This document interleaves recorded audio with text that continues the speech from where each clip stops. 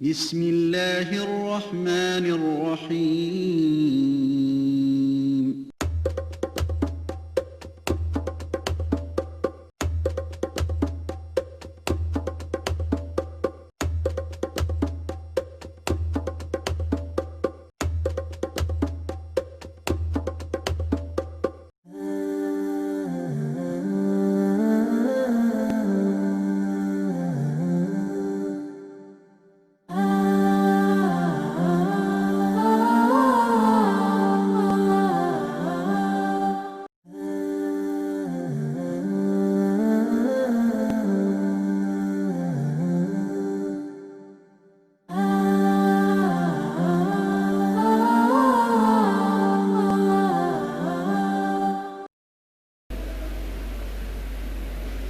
अल्हम्दुलिल्लाहि रब्बिल आलमीन वस्सलातु वस्सलाम अला रसूलिहिल अमीन व अला आलिहि अस्हाबिहि अजमीन। अऊज़ु बिल्लाहि मिनश शैतानिर रजीम।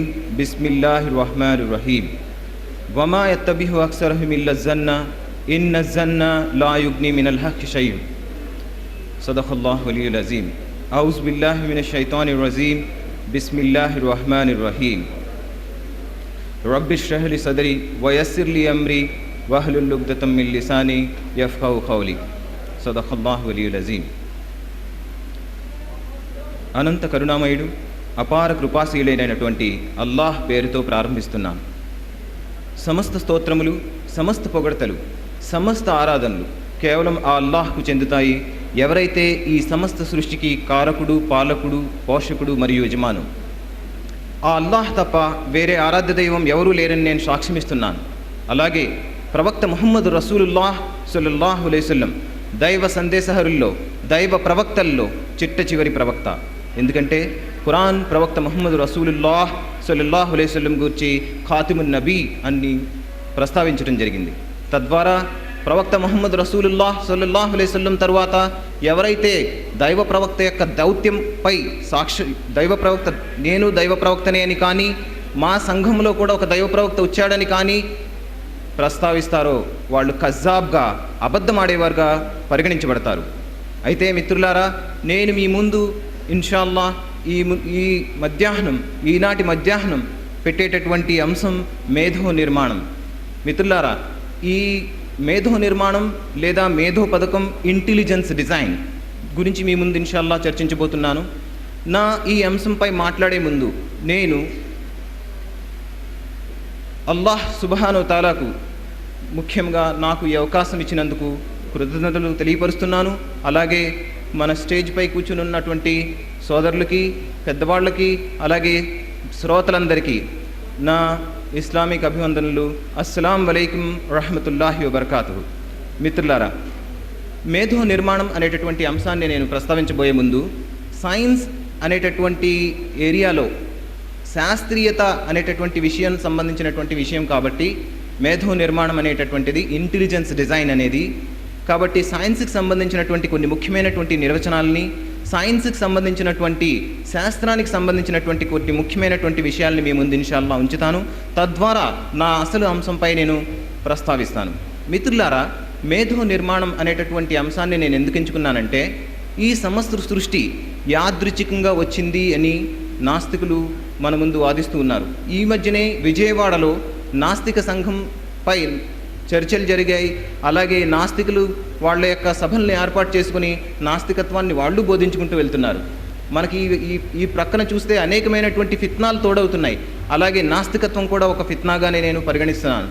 మిత్రులారా, మీ ముందు నేను పెట్టబోయేటటువంటి విషయాల నుంచి ఈ విషయాలు మీకు క్షుణ్ణంగా అర్థమవుతాయి.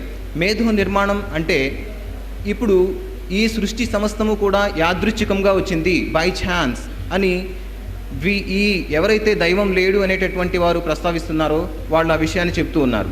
వాళ్ళు ఆ విషయంపై వక్కాడిస్తూ ఉన్నారు. మంచి సైన్స్ ఏరియాలో, బాగా చదువుకున్నటువంటి ఏరియాలో పిహెచ్డీలు చేసినటువంటి డాక్టర్లు సైతం దేవుడు లేడు అనే పుస్తకాలు రాస్తున్నారనేటటువంటి విషయాన్ని మీరు గుర్తుంచుకోవాలి. Doctor Bhargav, CCMB, centre for cellular molecular biology, Hyderabad, ఆయన ఒక బుక్ రిలీజ్ చేశారు.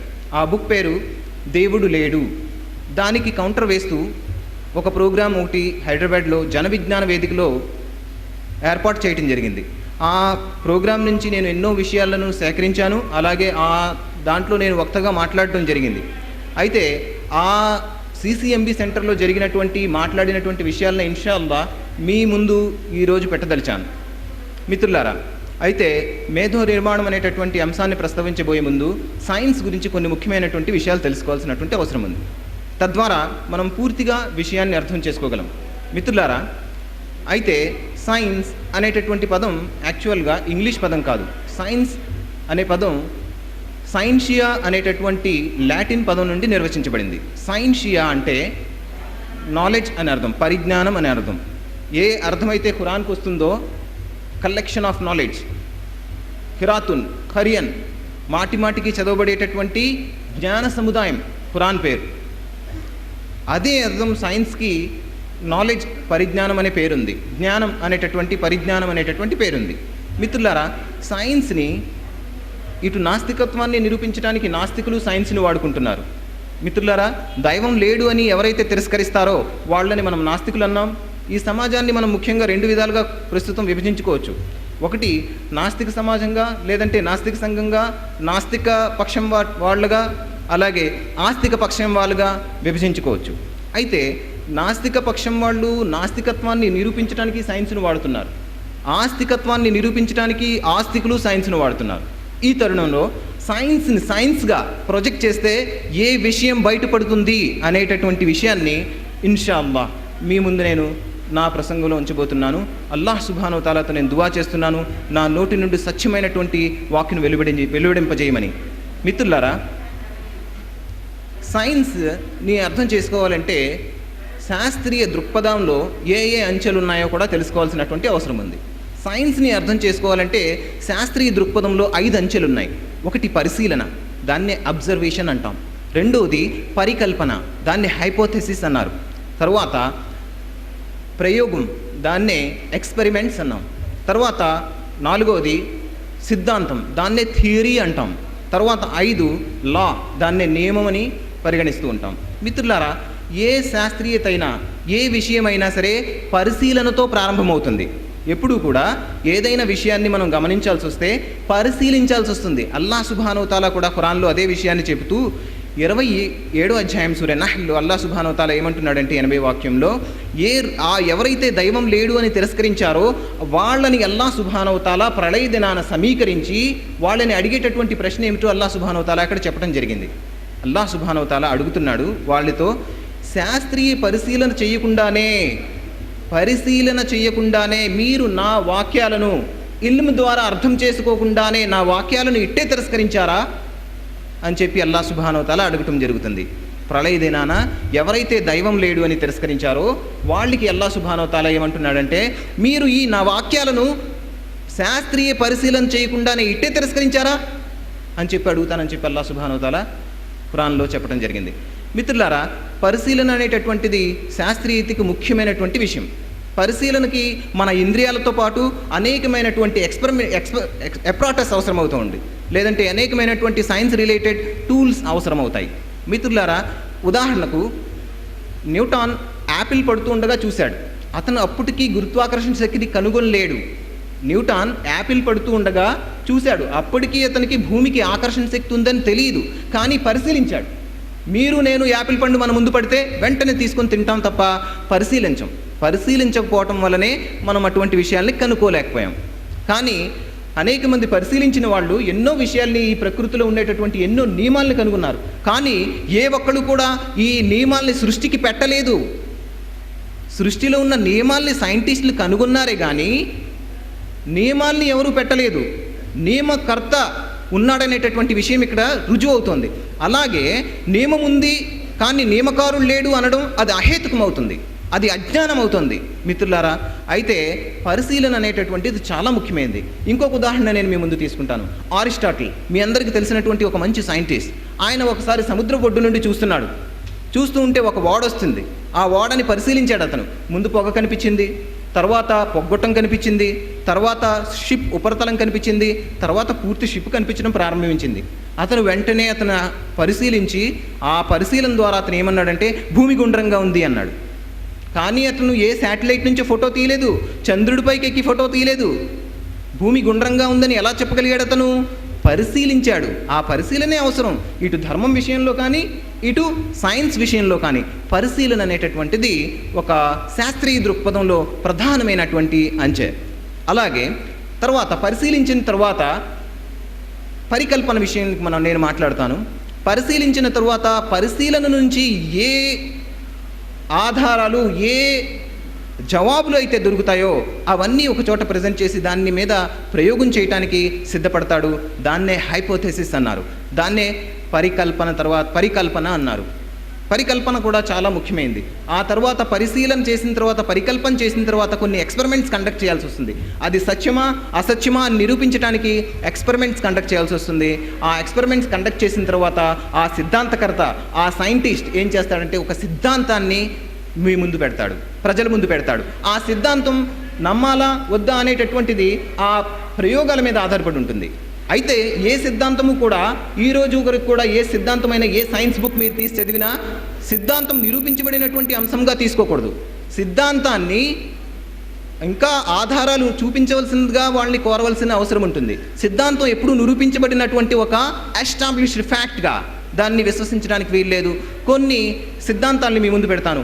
డార్విన్ థియరీ, డార్విన్ సిద్ధాంతం, థియరీ ఆఫ్ ఎవల్యూషన్ అన్నాం దాన్నే.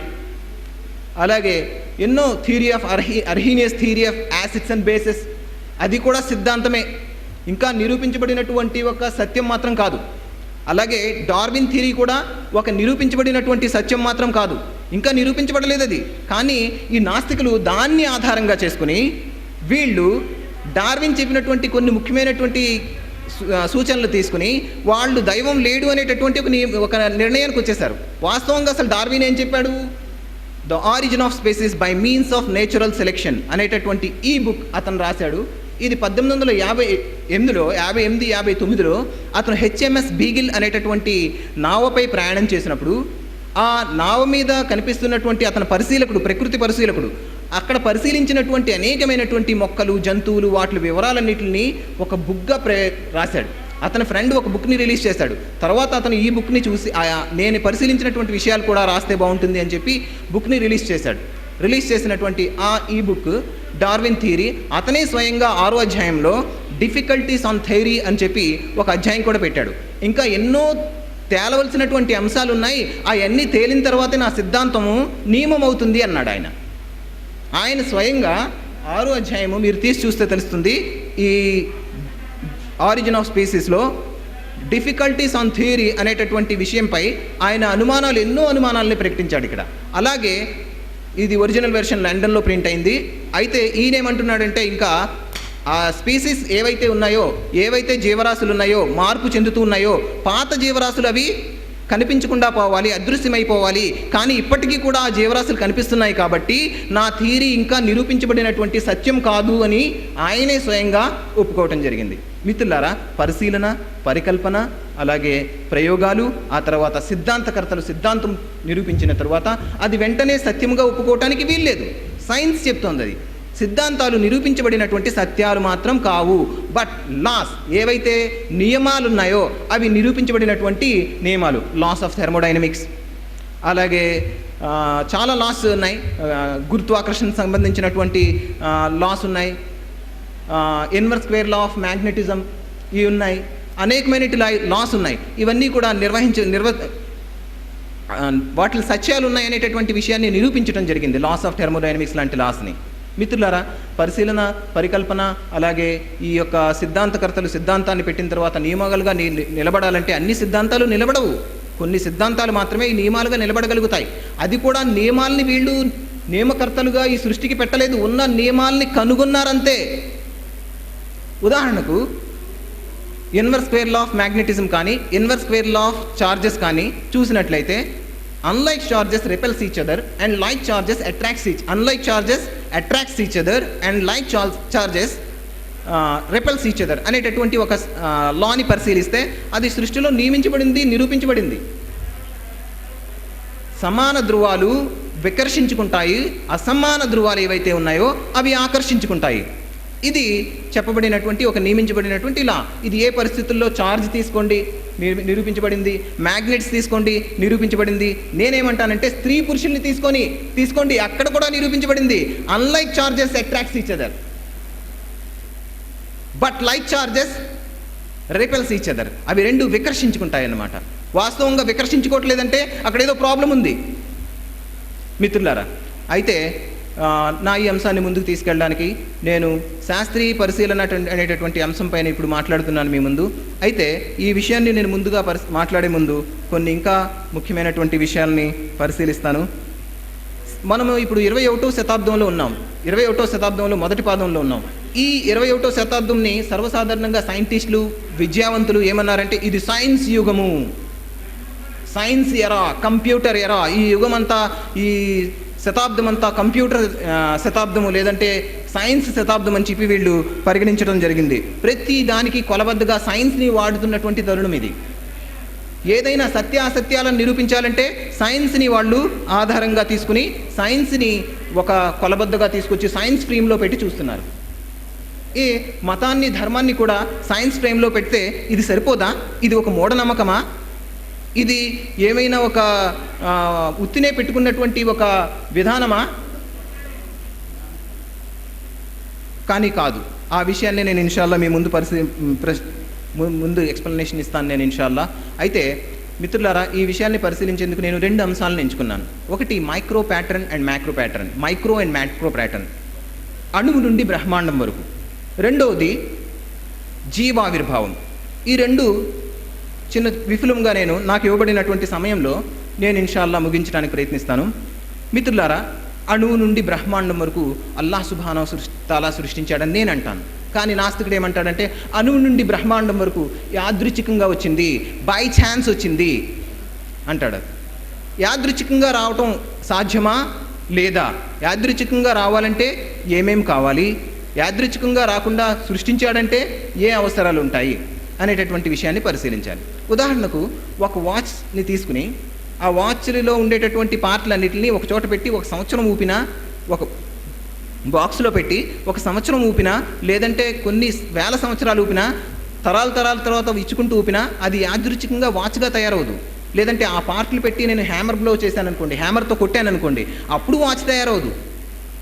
మిత్రులారా, ఆ వాచ్ తయారవ్వాలంటే ఒక ఇంటెలిజెన్స్ వాచ్ మేకర్ కావాలి. అంతేగాని అదే వాచ్ యాదృచ్ఛికంగా తయారైంది అని చెప్పడం అసాధ్యం. అలాగే మనం అణువు పరిస్థితిని పరిశీలించిన, అణువులో న్యూక్లియస్ ఉంది, కేంద్రకం ఉంది. ఆ కేంద్రంలో ప్రోటాన్లు అలాగే న్యూట్రాన్లు ఉన్నాయి.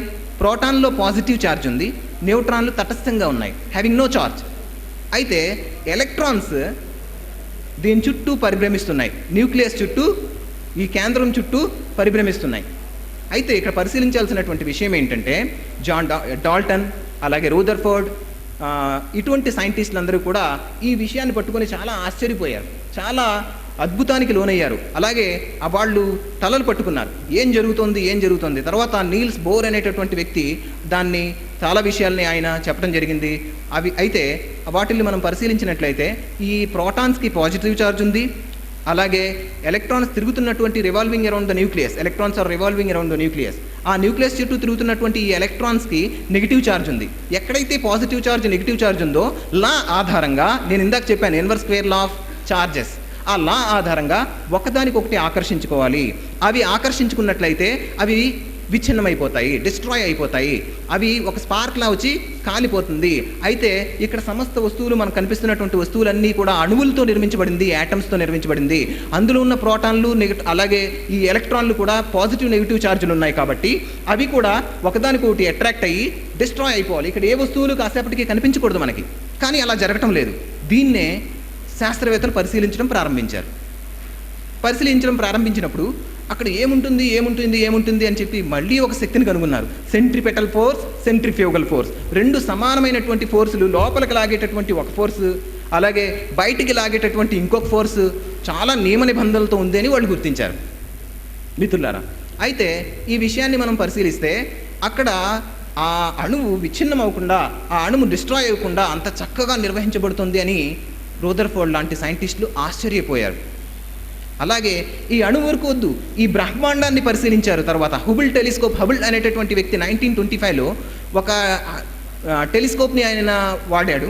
ఆ వాడినటువంటి టెలిస్కోప్ ద్వారా ఎన్నో విషయాల్ని పరిశీలించాడు. 18వ శతాబ్దంలో కూడా టెలిస్కోప్లు వాడారు, కానీ పవర్ఫుల్ టెలిస్కోప్స్ని 19వ శతాబ్దంలో వాడారు. ఆ టెలిస్కోపులతో పరిశీలిస్తే ఈ ఆకాశంలో కూడా ఎన్నో కక్షలు ఉన్నట్టు వీళ్ళు గమనించారు. దాన్ని అల్లాహ్ సుబ్హానహు వ తఆలా 51వ అధ్యాయంలో 7వ వాక్యంలో by the sky full of paths and orbits అన్నాడు. మార్గాలు కల ఆకాశాల సాక్షిగా అన్నాడు అల్లాహ్ సుబ్హానహు వ తఆలా. కుల్లు ఫీ ఫల్కిన్ యస్బహూన్, ఇవన్నీ కూడా తేలి ఆడుతున్నాయి అన్నాడు అల్లాహ్ సుబ్హానహు వ తఆలా. సూర్య లంబియా 21వ అధ్యాయం 33వ వాక్యం.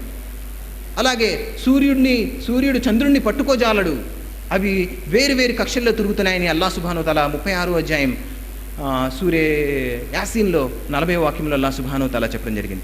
వీటన్నిటిని పరిశీలిస్తే ఇవన్నీ చక్కగా నిర్వహించబడుతున్నాయి. ఈ మార్గాలనే ఇప్పుడు మనము ఆర్టిఫిషియల్ శాటిలైట్స్కి వినియోగించుకుంటున్నాం. వీళ్ళేమి మార్గాలు అక్కడ కనిపెట్టలేదు, వీళ్ళేమి మార్గాలు అక్కడేమి తయారు చేసి పెట్టలేదు. వీళ్ళు ఉన్న మార్గాల్ని వాడుతున్నారు. నేను ఈ సెల్ ఫోన్ని తీసుకెళ్ళి ఆ మార్గంలో ప్రవేశపెడితే, ఆ కక్షలో ప్రవేశపెడితే, ఆ ఆర్బిట్లో ప్రవేశపెడితే అది తిరగడం ప్రారంభిస్తుంది. ఈ విషయాన్ని గమనించి ఏం చేశారంటే సైంటిస్టులు, నాసా శాస్త్రవేత్తలు వీళ్ళందరూ కూడా ఏం చేశారంటే ఎన్నో శాటిలైట్లు తయారు చేసి ఫోటోలు తీయడానికి వీళ్ళు తీసుకెళ్ళి అక్కడ పెట్టారు. అది అక్కడ ఆ గ్రహం చుట్టూ తిరుగుతూ ఉన్నాయి, భూమి చుట్టూ తిరుగుతున్నాయి. అయితే ఈ బ్రహ్మాండాన్ని ఒకసారి పరిశీలిస్తే ఈ ఎన్నో నక్షత్రాలు, మనం నివసిస్తున్నటువంటి ఈ మిల్కీ వే గ్యాలక్సీ,